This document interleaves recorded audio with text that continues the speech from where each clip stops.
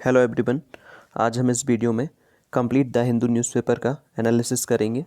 साथ ही जितने भी एडिटोरियल्स आए हैं उनका भी एनालिसिस करेंगे नोट्स के बेसिस पे। डेट है आज की अक्टूबर 5।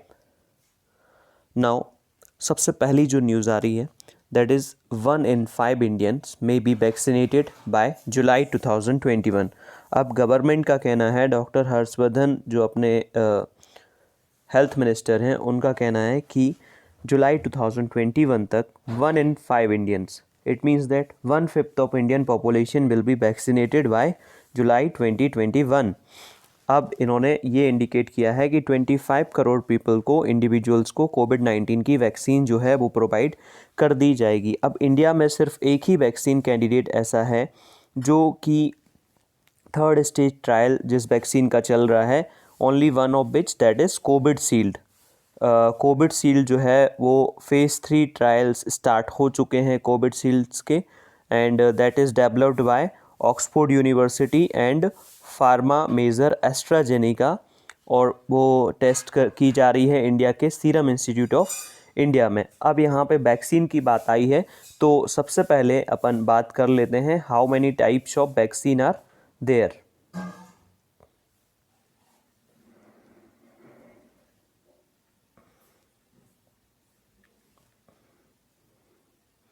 नोट्स के बेसिस पे देख लेते हैं कितनी तरह की वैक्सीन्स होती हैं। सबसे फर्स्ट टाइप्स ऑफ वैक्सीन, जो सारी की सारी वैक्सीन्स हैं उनका मेन जो वर्क होता है, मेन एम होता है, वो बॉडी को एक एंटीजन से एक्सपोज कराते हैं, और एंटीजन से एक्सपोज कराने के बाद जो बॉडी का जो इम्यून रिस्पॉन्स सिस्टम है वो एक्टिवेट हो जाता है, और वो फिर वायरस को ब्लॉक करता है या फिर किल करता है, जिससे पर्सन जो है इन्फेक्टेड हो चुका है वो धीरे धीरे ठीक हो जाता है। अब यहाँ पे अपने पास डिफरेंट टाइप ऑफ वैक्सीन है। सबसे पहला है इनएक्टिवेटेड वैक्सीन। जो इनएक्टिवेटेड वैक्सीन होती है उसमें जो होल वायरस जो है that can be killed with the help of chemical, और उससे वैक्सीन बनाई जाती है, and this same approach is used to make the inactivated polio, hepatitis A, rabies vaccine. Then यहाँ पे एग्जाम्पल दिया है सिनोवाक biotech in Beijing has started to test an inactivated vaccine of SARS-CoV-2 in humans. Then subunit vaccine, a piece of virus that is important for immunity like the spike protein of COVID-19, इसका use करके vaccine बनाई जाती है। ये same approach है जिसकी help से hepatitis and papilloma virus vaccine बनाई जाती है। Then weakened live virus vaccine. तो सबसे पहले वायरस को इस प्रोसीजर में वायरस जो है उसको लैब में ग्रो किया जाता है और फिर पीपल को इन्फेक्टेड कराया जाता है। The weakened virus is then use to make the vaccine. Then the weakened virus is given to people, and it reproduce enough to generate a immune response. तो ये जो वैक्सीन है वो यूज़ की जाती है measles, mumps, rubella, chicken pox and one of the rota virus vaccine. और जो ऑक्सफोर्ड यूनिवर्सिटी वैक्सीन है जो एक्स्ट्राजेनेका जिसकी अपन ने अभी बात की थी, that is based on this procedure only, that is weekend live virus viral vaccine. Then replicating viral vector vaccine, in this case जो साइंटिस्ट हैं वो वायरस लेते हैं जो डिसीज कॉज नहीं करता पीपल में, and add a gene that codes for in this case the corona virus spike protein. उसके जीन में एडिटिंग करके कोरोना वायरस स्पाइक प्रोटीन का जो जीन है वो ऐड कर देते हैं। Genes are blueprint that tells the cells how to make proteins. The spike protein is COVID-19 is important because it attaches to the virus to the cells. जो spike protein है उसी का main काम ये है कि वो सेल को, ह्यूमन की सेल को वायरस से अटैच कर देता है। तो जब वैक्सीन दी जाती है तो vector virus reproduces in the cell and immune system make antibody against its protein, तो which now includes the COVID-19 spike protein. As a result, antibodies directed against the spike protein will prevent COVID-19 from binding to the cells, और जो है वो infection जो है वो prevent हो जाएगा।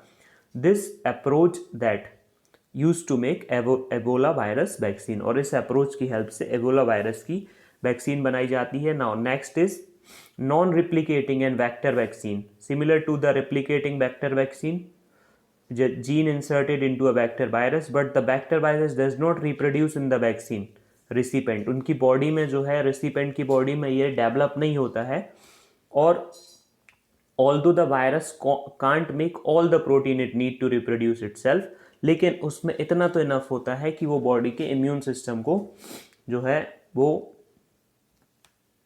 रिस्पॉन्स को जगा सकता है। Then next is DNA vaccine, then mRNA vaccine. So this much is from this news. Next one, अगर आपको वीडियो अच्छा लगा है तो आप वीडियो को लाइक ज़रूर करें, शेयर करें, और साथ ही साथ चैनल को सब्सक्राइब करें। Then take action against officer of neglecting women's complaint. High court ने ये ऑर्डर दिया है कि जो ऑफिसर जिन्होंने हाथरस केस में जो है डिसीज़न नहीं लिया और नेग्लेक्ट किया वुमेन की कंप्लेन, उनके अगेंस्ट एक्शन लेना चाहिए। Then important news from here that section 29 of POSCO Act applicable only after trial begins tells SC। so context क्या है ये समझ लेते हैं कि एक केस में जब हाई कोर्ट ने बोला है कि जो पॉस्को एक्ट है उसका जो सेक्शन 18 है वो जब ट्रायल बिगिन होंगे उसके बाद ही लगेगा। तो यहाँ पे इम्पॉर्टेंट न्यूज़ है पॉस्को एक्ट से, तो पॉस्को एक्ट को एक बार नोट्स के बेसिस पे समझ लेते हैं। नेसेसिटी ऑफ पॉस्को एक्ट, सबसे पहले जो पॉस्को एक्ट है उसकी क्या नेसेसिटी है, बिकॉज इंडिया जो है उसका जो पॉपुलेशन है उसमें 472 मिलियन जो है वो चिल्ड्रन हैं जिनकी एज 18 से पहले है। तो प्रोटेक्शन ऑफ चिल्ड्रन जो है वो स्टेट की रिस्पॉन्सिबिलिटी है, कॉन्स्टिट्यूशन में गारंटी है। 21 आर्टिकल जो है वो यूएन से मतलब 21 आर्टिकल में ये गिवन है, एंड यूएन से द कॉन्स्टिट्यूशन इंडिया जो है वो सिग्नेटरी है UN convention of rights of child before the implementation of POCSO act. The Goa children's act 2003 was only specific piece of child abuse legislation, पहले इतने ज़्यादा लेजिस्लेशन नहीं थे। आर्टिकल IPC 1860 के बेसिस पे 375, 554 एंड 377 जो हैं सिर्फ ये ही जो लॉ हैं वो थे। हाउएवर ये जो मेजर्स हैं उनमें ड्रॉबैक हैं, बिकॉज IPC जो है वो इफेक्टिवली प्रोटेक्ट नहीं करता है चाइल्ड्स को डिफरेंट केसेस में। सबसे पहला salient features of POCSO act है children according to the act aged below 18 years, the act is gender neutral, male female दोनों के लिए वर्क करता है। Different form of sexual abuse including but not limited to sexual harassment, pornography, penetrative, non-penetrative assault are defined in this act. Then sexual assault is deemed to be aggravated under circumstances then child is mentally ill, also when abuse is committed by a person is contact। तो जो sexual assault है वो बहुत ज़्यादा deemed हो सकता है, मतलब भारी हो सकता है जब कोई पर्सन जो है वो मेंटली इल है या फिर कोई उसके पहचानने वाले ने ही किया है। Then adequate provisions are made to avoid re-victimization of the child at heads of judicial system। इस एक्ट में जो पुलिस ऑफिसर है वो चाइल्ड के प्रोटेक्टर की तरह वर्क करता है। The act stipulate that such steps must be taken which makes the investigation process as child friendly as possible। और केस जो है वो डिस्पोज कर दिया जाता है विद इन 1 ईयर।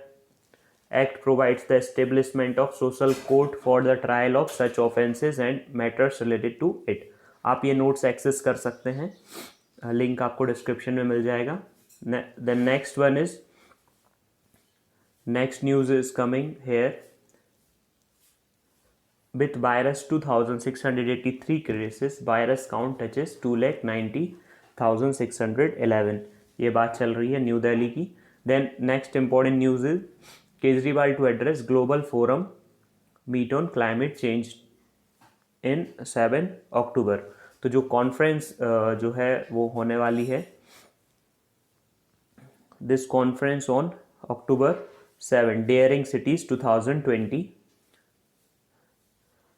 और ये जो सेशन है वो 7:30 PM पे हेल्ड होगा और इसमें जो हैं वो इम्पोर्टेंट पर्सनैलिटीज़ जैसे keynote addresses Antonio Guterres UN secretary general HE Svenja federal minister of the environment Germany के जुड़ेंगे। देन यहाँ पे डिफरेंट कंट्री जैसे Bogota Colombia Sao Paulo and Los Angeles and एनटीएबी इन इधर के लीडर जुड़ेंगे और ये इवेंट जो है वो रिकॉग्नाइज करता है these 5 as daring urban leaders who are going beyond the limit imposed by their respective local context to take bold climate action.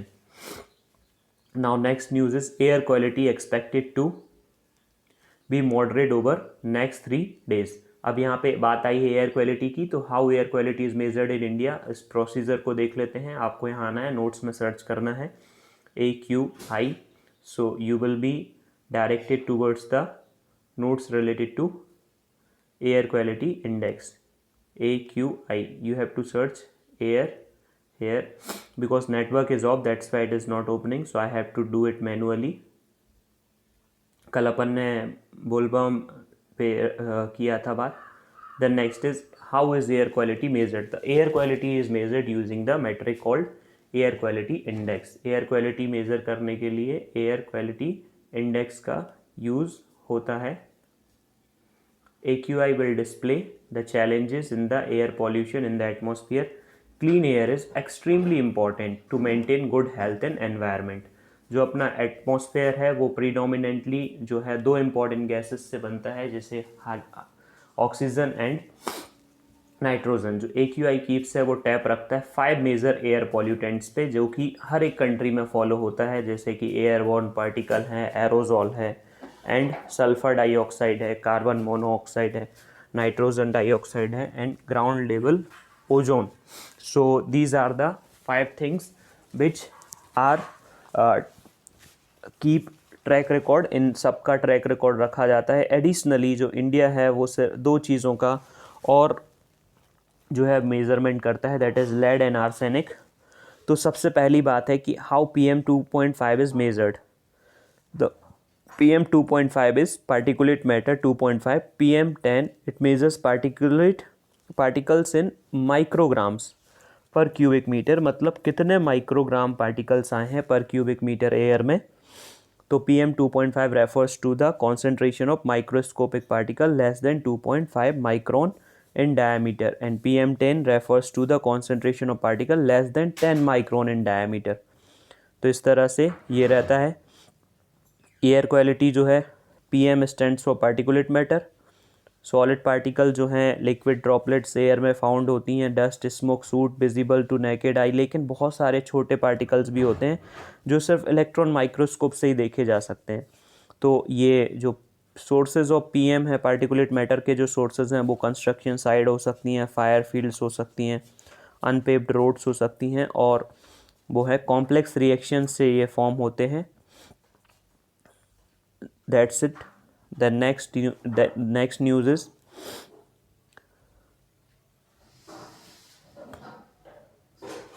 अब यहाँ पे ये तो पॉलिटिकल न्यूज़ है, but answer question on farm laws. पिछले 2 दिन से फार्म लॉ डिस्कस कर रहे हैं हम, आज भी डिस्कस करेंगे। Answer questions on the farm law और क्विट यादव टेल्स दुष्यंत। तो ये पूरी तरह से पॉलिटिकल न्यूज़ है, we do not need to discuss it, but we have to discuss the farm law with the perspective of exam. So what are the farm law that we have to discuss? Farm law we have to discuss that different farm laws are there. Government ने अभी COVID-19 के पहले जो है launch किए थे ordinances के basis पे। आप मुझे ये बता दीजिए कमेंट सेक्शन में कि ऑर्डिनेंस जो गवर्नमेंट लेके आती है, according to which article government launches ordinances. According to, now this is the agricultural bill here. According to government has launched 3 agricultural bill. सबसे first 3 bills of agricultural reform were introduced in the parliament to replace the ordinance issued during the lockdown सबसे पहला है farmers produce trade and commerce promotion facilitation bill 2020, farmers empowerment and protection agreement on price assurance, farm services bill, then essential commodities amendment bill. अब सबसे पहला जो है वो farmers produce trade and commerce promotion and facilitation जो bill है वो क्या बोल रहा है कि जो APMC मंडीज़ हैं वहाँ पे फार्मर्स को जाने की ज़रूरत नहीं है, they can sell their farm produce in open market. So first thing is this. Second, removes inter state barrier. जो इंटर स्टेट बैरियर है फार्मर्स के ऊपर पहले था कि कोई फार्मर अपने स्टेट का प्रोड्यूस किसी दूसरे स्टेट में सेल आउट नहीं कर सकता, but now he can sell. Then electronic trading का प्रोविज़न है। देन प्रोहिबिट स्टेट गवर्नमेंट जो है वो मार्केट टैक्स, सेस, लेबी या ट्रेड जो है वो ट्रेड के ऊपर टैक्स लेती थी, बट वो अब नहीं ले सकती। Then next is farmers empowerment protection agreement on price assurance and farm services ordinance related to contract farming. इसमें प्रोविज़न है कि ट्रेड एग्रीमेंट जो होता है for the cell and purchase of farm produce. Then जो ट्रेडर है और जो फार्मर है वो पहले से ही एक म्यूचुअली एग्रीड प्राइस पे ट्रेडर फार्मर्स से डिसाइड कर लेगा कि वो उसका फार्म प्रोड्यूस ख़रीदना चाहता है, जिससे कि जो फार्मर्स हैं और जो ट्रेडर्स हैं, फार्मर्स हैं, वो एम्पावर होंगे, उनको बहुत ज़्यादा जॉब मिलेगी। Then the return farming agreement होगा, enter into the prior production rearing of any farm produce, list the items conditions, ये सारी चीज़ें इसमें रहेंगी। देन एसेंशियल कमोडिटीज़ एक्ट जो अमेंडमेंट है उसमें ये प्रोविज़न है कि जो cereal, pulses, oil seed, edible oil, onion and potatoes हैं उनको एसेंशियल कमोडिटीज़ की लिस्ट से रिमूव कर दिया गया है। तो जो अमेंडमेंट है वो डीरेगुलेट करेगा इन चीज़ों के प्रोडक्शन को, स्टोरेज को, मूवमेंट को and distribution of these food commodities. जो सेंट्रल गवर्नमेंट है उन्होंने रेगुलेशन करने का बोला है, लेकिन only in case of war, famine and extraordinary price rise and natural calamity. तो जो while providing exemption for export and processors at such times as well, और जो एग्जम्पशन प्रोवाइड करेगी वो एक्सपोर्टर्स को या जो प्रोसेसर्स हैं, फूड प्रोसेस करते हैं, चिप्स बनाते हैं, केचप बनाते हैं, उनको हमेशा ही इससे एग्जम्प्ट रखा जाएगा। The next is imposition of any stock limit on agricultural produce must be based on price rise. अगर सपोज करो 100% प्राइस राइज हो जाता है कोई भी जो रिटेल प्राइस है हॉर्टिकल्चर प्रोड्यूस का, और 50% इंक्रीज़ हो जाता है पेरिसेबल गुड्स का, तो गवर्नमेंट फिर उन पर लिमिट लगा सकती है।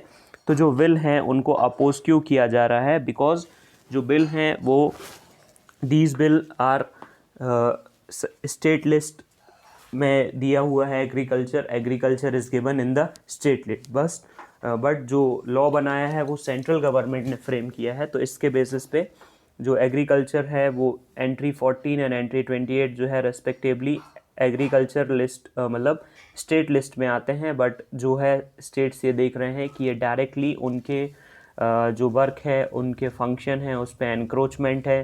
तो provisions are uses against the spirit of cooperative federalism enshrined in the constitution and jurisdiction. The center, however, urges the trade and commerce in food items is a part of concurrent list, thus giving a constitutional propriety। मतलब centre ने तो ये बोला है कि ये जो law है वो हमारे बेसिस पे सही है और हमने इसको सही ढंग से बनाया है because it falls in under the concurrent list.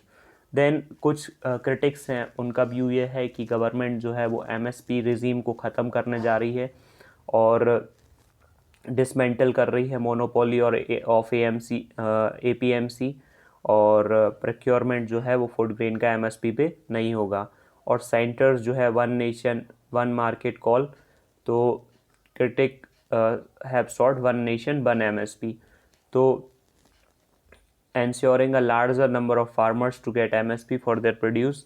और गवर्नमेंट को क्या करना चाहिए? क्रिटिक्स का कहना है कि APMC को और स्ट्रेंथन करना चाहिए और जो लार्ज नंबर ऑफ फार्मर्स हैं उनकी बातों को मानना चाहिए। देन जो है इधर पे गवर्नमेंट की तरफ से जस्टिफिकेशन दिया गया कि लॉ जो है वो कहीं भी एनक्रोचमेंट नहीं करता है, साथ में जो MSP रिजीम है वो चलता रहेगा। So this is the case hair. The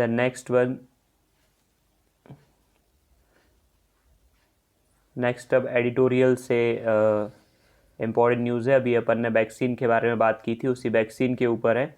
तो जो अनलॉक मूव गवर्नमेंट ने लॉन्च किए हैं उसके बेसिस पे आप देख सकते हैं, इसका जो फर्स्ट हेडिंग ही है वो है अनटिल वैक्सीन। मीन्स जब तक वैक्सीन नहीं आ जाती तब तक गवर्नमेंट को कोई ना कोई ऐसे स्टेप्स लेने होंगे जिससे कि जो वल्नरेबल सेक्शन है सोसाइटी का, वल्नरेबल सेक्शन है, जो एज्ड पीपल हैं, जो डिसीज्ड पीपल हैं, जिनको कोई ना कोई डिसीज़ है ऑलरेडी, उनको सेव करना गवर्नमेंट की फ़र्स्ट प्रियोरिटी होनी चाहिए। और इकोनॉमी में भी शिफ्ट आता जा रहा है। जो fifth round of unlock regulation October में अलाउ किए हैं, जिससे कि पब्लिक एक्टिविटी जो है एजुकेशन में, एंटरटेनमेंट में, बिजनेस कॉन्फ्रेंस में, वो ओपन कर दी जाएगी। लेकिन ये ऐसे समय पे किया जा रहा है जब जो कोविड-19 का ट्रांसमिशन है वो स्टेडी है, लगातार बढ़ता जा रहा है। बहुत सारी सिटीज़ में नेशनली जो है वो न्यू इन्फेक्शन आते जा रहे हैं एवरी डे। 60,000 रिप्रेजेंट अब 60,000 डेली केसेस आ रहे हैं। तो ये शो करता है कि केसेस में डिक्लाइन तो है, बट जो John Hopkins corona virus resource centre data है वो मार्च और अप्रैल में जो लॉकडाउन हुआ था उसके बेसिस पे जो सब्सिक्वेंट मेजर हैं, unlock economy, prevent and equally deliberating crisis to livelihood, मतलब इसकी वजह से लाइवलीहुड को बहुत ज़्यादा क्राइसिस आ गया है। Have made India an uncommon case study. The जो अब डिसीज़न जो है स्कूल ओपन करने का वो सेंटर ने स्टेट गवर्नमेंट को दिया है आफ्टर अक्टूबर 15। और स्टूडेंट जो हैं जो जिनकी इच्छा है कि वो क्लास ज्वाइन करना चाहते हैं वो आफ्टर 15 अक्टूबर स्कूल जा सकते हैं। तो ये जो है वो बहुत डिफ़िकल्ट होने वाला है। एक रिसर्च हुई थी एविडेंस बेसिस पे जो कि तमिलनाडु और आंध्र प्रदेश में हुई थी। High prevalence of infection among children who were contact of virus cases in the same age group. अब जो कम्युनिटी स्प्रेड है वो बहुत मुश्किल हो जाएगा इस केस में। जो गवर्नमेंट है वो ब्लेम कर रही है careless attitude of continued transmission notably in Kerala, Tamil Nadu. जो इकोनॉमिक रीज़न के लिए उनको ओपन करना तो बहुत इम्पॉर्टेंट है। पब्लिक ट्रांसपोर्ट जो ओपन नहीं करना ये तो अनअवॉइडेबल है। पब्लिक जो बिहेवियर है वो यहाँ पे बहुत इम्पॉर्टेंट है कि कुछ लोग ऐसा देखा होगा आपने जो पब्लिक में थूकते हैं, कुछ लोग यहाँ वहाँ हाथ लगाते हैं, तो इसको रोकना बहुत मुश्किल है। और जो मॉनसून है और विंटर मंथ आएंगे तो तब तो बहुत ज़्यादा सीवियर केसेस होने वाले हैं। अब रिलैक्सेशन मेजर जो अक्टूबर में दी जा रहे हैं, unlock phase is permission for cinemas and multiplexes to open at 50% capacity. लेकिन जो रिस्क है वो enclosed spaces and transmission from asymptomatic individual is real. और जो एसिम्टोमेटिक इंडिविजुअल होते हैं उनसे जो वायरस के फैलने की जो रिस्क है वो बहुत ज़्यादा है।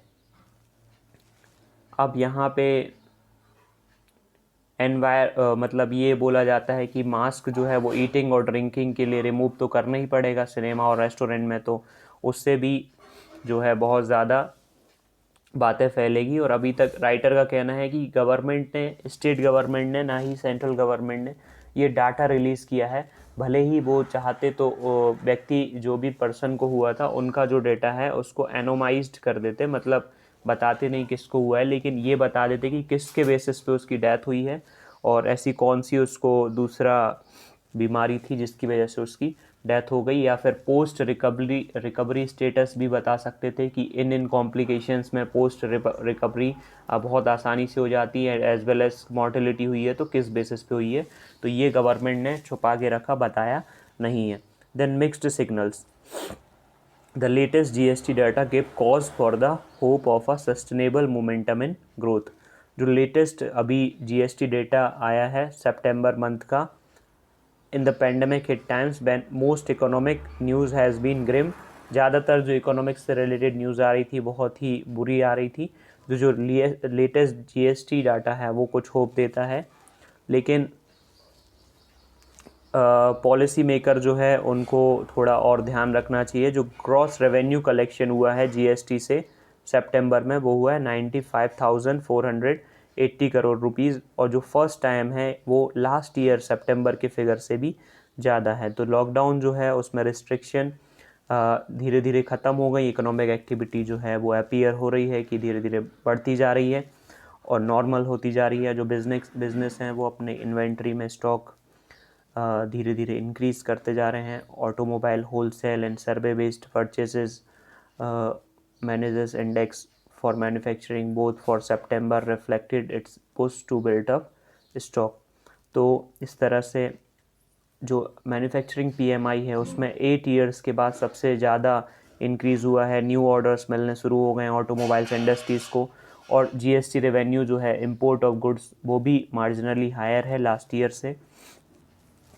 और कॉमर्स मिनिस्ट्री ने ये शो किया है जो मेटल ओर्स हैं और फार्मा प्रोडक्ट्स हैं वो इंडिया ने जो परचेस किए हैं वो ऑलमोस्ट इंक्रीज़ हो गया उसमें 43 एंड 28% रेस्पेक्टिवली। अब लेकिन जो यहाँ पे 3.3% ईयर ग्रोथ है ग्रॉस रेवेन्यू, वो जीएसटी जो है वो 6th मंथ लो सबसे कम है। मतलब लास्ट ईयर का देखा जाए तो लास्ट ईयर से राइटर बोल रहा है कि अगर आप कंपेयर कर रहे हैं तो लास्ट ईयर में जीएसटी कलेक्शन उधर के लास्ट 6 मंथ में सबसे कम था 2019 में। तो जो की कंसर्न है अभी वो है कि ये ट्रेंड जो है वो कंटिन्यू रहे। और यहाँ पे सबसे इम्पॉर्टेंट बात यह है कि जो फर्स्ट 6 मंथ अभी जो करंट ईयर के हो चुके हैं उस ईयर में जो कम्युलेटिव रेवेन्यू रेसिप्ट हैं वो 25% लोअर हैं ईयर ऑन ईयर। मतलब लास्ट ईयर के कंपैरिजन में अभी जो रेवेन्यू गवर्नमेंट को मिला है वो 25% कम है। और जो निर्मला सीतारमण जी ने जो बजट लॉन्च किया था 2020-21 के लिए उसमें बोला था कि जो जीएसटी में है 12.8% ग्रोथ होने वाली है, बट वो तो होने वाला है नहीं। अब जो जीएसटी काउंसिल है वो अभी मीट होने वाली है। आप मुझे ये बता दीजिए कमेंट सेक्शन में which article has been inserted, कौन सा आर्टिकल इंसर्ट किया गया कॉन्स्टिट्यूशन में तो जीएसटी काउंसिल को फॉर्म किया गया। मैं ही बता देता हूँ। Article 279A has been inserted in the constitution for the GST council. GST council एक कॉन्स्टिट्यूशनल बॉडी है और जीएसटी काउंसिल की जो मीट होनी है टुडे उसमें जो है वो सबसे मेन जो बात होने वाली है वो है 3 लाख करोड़ रुपीस जो हैं वो जीएसटी कंपनसेशन में स्टेट्स को दिया जाना है, लेकिन स्टेट्स को वो पैसे मिल नहीं पा रहे हैं। That's all in this. Then next is transforming business and insolvency system. जो प्राइम मिनिस्टर ऑफ इंडिया हैं उन्होंने अपनी एक स्पीच में 2016 में बोला था कि जो इंसॉल्वेंसी एंड बैंक्रप्सी कोड है 2016 वो जो है वो इंडिया को एक सेल्फ रिलायंस के पाथ पे ले जाएगा। और GST, goods and services tax, IBC code and और भी अदर जो की रिफॉर्म हुए हैं जिससे कि इंडिया जो है वो मेक फॉर द वर्ल्ड ऐसे प्लेटफॉर्म पे आ जाएगा। उनका कहना था कि इंडिया ने 2019-20 में 74.5 बिलियन का एफडीआई रिसीव किया है जो कि 20% एक्स्ट्रा है प्रीवियस ईयर से। That is 20% extra from the